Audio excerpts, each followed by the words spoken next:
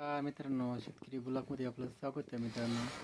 तर तुम्ही पाहू शकता आपला ही आपल्या बैलांच्या शेणापासून बनवलेल्या या गौऱ्या आहे मित्रांनो.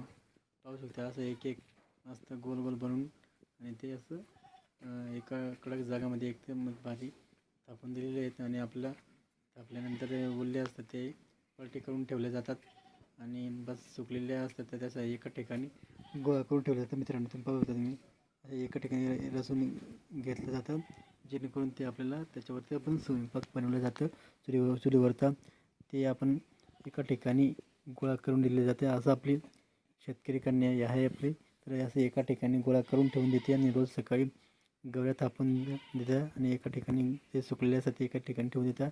असं ओले असल्या ते उलटे पलटे करून ठेवून द्यावं लागतं आणि नंतर सुकल्या का एका ठिकाणी गोळा करून द्यावं लागतं मित्रांनो.